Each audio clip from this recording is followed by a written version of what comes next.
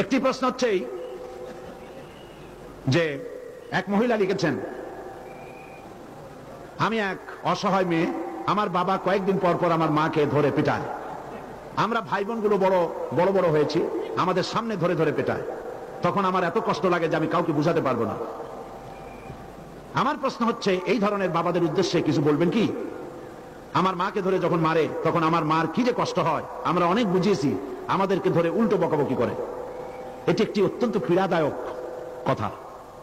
আমি আজকের এই মাহফিলে যত পুরুষ এসেছেন, সমস্ত পুরুষদের কাছে আমি বিনীতভাবে এই কথা বলতে চাই, আপনার স্ত্রী আপনার দাসী নয়।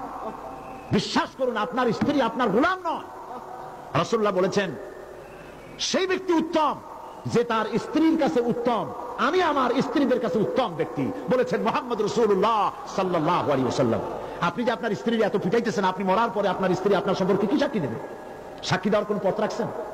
আমি ভাইদেরকে আরজ করব, আমি আপনাদেরকে বিনীতভাবে বলতে চাই, আপনি যাকে বিয়ে করেছেন, আপনার বিবাহিত স্ত্রী আপনার দাসী নয়, আপনার খরিদা গোলাম নয়, আপনার বান্দি নয়। আপনার স্ত্রী, স্বামী আর স্ত্রী দুজন সমান। আপনি বিবাহ করে বাহাদুর হন নাই, বড় লাট হন নাই। খবরদার স্ত্রীর গায়ে হাত তুলবেন না, প্রহার করবেন না। আল্লাহ পাক সকলকে শান্ত হওয়ার তৌফিক দান করুন। স্বামী স্ত্রীর সঙ্গে মনোমালিন্য হতে পারে, শাসনের কথা রাসূলুল্লাহ বলেছেন, শাসন করতে পারেন। কিন্তু আপনি শাসন করবেন আপনার মেয়ের সামনে, আপনার ছেলের সামনে। আপনাকে যদি পেটানো হয় মানুষের সামনে, কেমন লাগবে বলুন তো দেখি? বলেন কেমন লাগবে? তা আপনি মা, কয়েকটা সন্তানের মা, এই মাকে তার সন্তানের সামনে পেটাচ্ছেন, তার ইজ্জতকে মাটির সাথে মিশাই দিচ্ছেন। এই মা তো তার সন্তানকে শাসন করতে পারবে না। কত ব্যথা পেয়ে মেয়েটা চিঠি লিখেছে। আমি অনুরোধ করব, সেই পিতা যদি এখানে থাকেন, আল্লাহর কাছে তওবা করবেন। খবরদার, রাসূলুল্লাহ বলেছেন আরাফাতের ময়দানে, তোমরা আল্লাহকে সাক্ষী করে একটি পরের মেয়েকে নিজের জন্য হালাল করেছো, দাসীর মতো তাদেরকে প্রহার করবা না। রাসূলুল্লাহ নিষেধ করেছেন। মেয়েদেরকে গালি দিও না, লা তুকরিহুল বানাত ফাইন্নী আবুল বানাত। রাসূলুল্লাহ বলেছেন, মেয়েদের গালি দিও না, কারণ আমি মেয়েদের পিতা। আপনারা খবরদার আল্লাহর বান্দীদের প্রহার করবেন না, নির্যাতন করবেন না, গালি দিবেন না। স্ত্রীর নির্যাতন যদি সহ্য করেন, আল্লাহ আপনাকে ভিন্নভাবে বরকত দিয়ে দিবেন। খবরদার স্ত্রীদের উপর অত্যাচার করবেন না।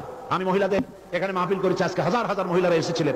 আমি আপনাদেরকে এইসব কথা বলতে পারবো না, সময় হবে না। আজকে শুধু এতটুকু বলে রাখি, স্ত্রী আপনার সমান অধিকার রাখে, সে আপনার গোলাম না। এটা আবার উচ্চারণ করলাম। চিরকাল আপনার স্ত্রী আপনার কাপড় চোপড় ধুয়ে দেবে সারা জীবন, আর আপনি একদিনও তার শাড়ি ধুয়ে দিতে পারবেন না। এটা ইসলাম নয়। আপনি তার শাড়ি ধুয়ে দেন, চিরকাল আপনার মশারি টানাবে, আপনি একদিন মশারি টানাইতে পারবেন না। না, তা হয় না। তার অধিকার আপনাকে দেখতে হবে, অধিকার আদায় করতে হবে। মনে থাকবে এই কথাগুলি, মনে থাকবে এই কথাগুলি। স্ত্রীকে মহব্বত করবেন, ভালো